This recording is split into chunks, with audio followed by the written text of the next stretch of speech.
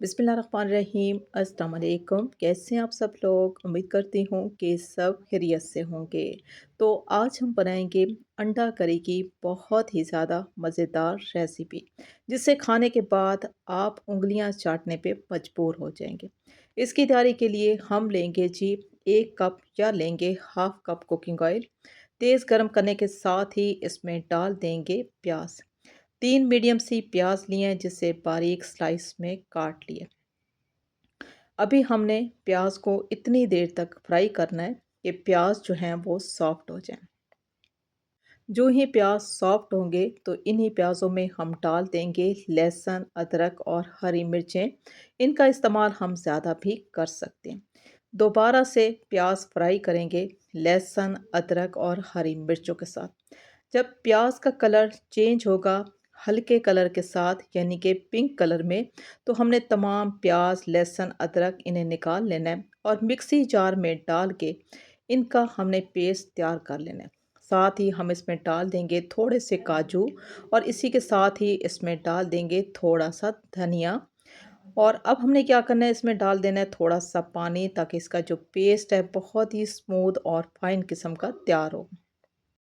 तो आप देख सकते हो कि ये मसाला कितना क्रीमी टेक्सचर के साथ तैयार हुआ है। अब इसी बचे हुए तेल में हम डाल देंगे 1 टुकड़ा लेंगे दालचीनी, आधा चम्मच साबुत ज़ीरा, 2 से 3 लौंग लेंगे और 3 हरी इलायची।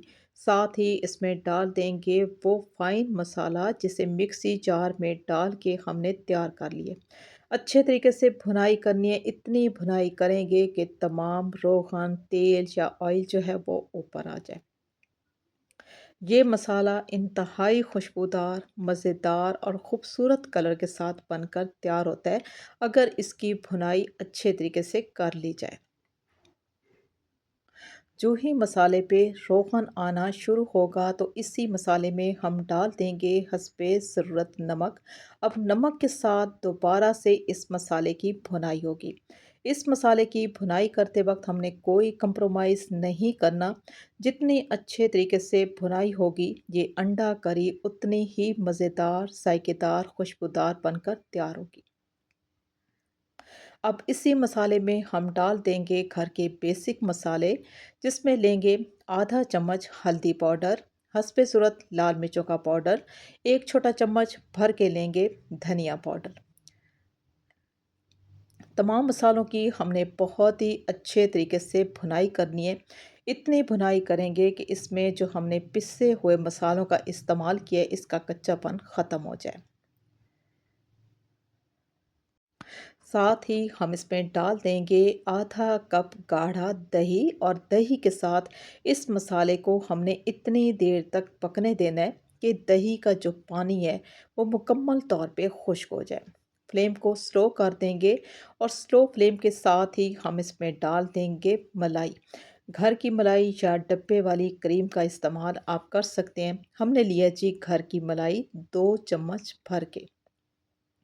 दोबारा से इस मसाले की भुनाई करेंगे तो आप देख सकते हो किस कदर खूबसूरत कलर के साथ ये मसाला तैयार हो चुका है।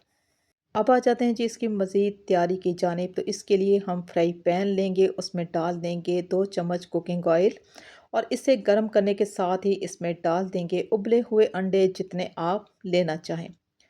साथ ही हम इसमें डाल देंगे थोड़ी सी हल्दी और थोड़ी सी लेंगे लाल मिर्चों का पाउडर। इसी के साथ ही हम इसमें डाल देंगे कुटी हुई काली मिर्च और इन अंडों को हमने फ्राई कर लेना है इसी मसाले में। तमाम अंडों को हमने कट्स लगा लिए। अंडे जो हैं वो फ्राई हो चुके हैं।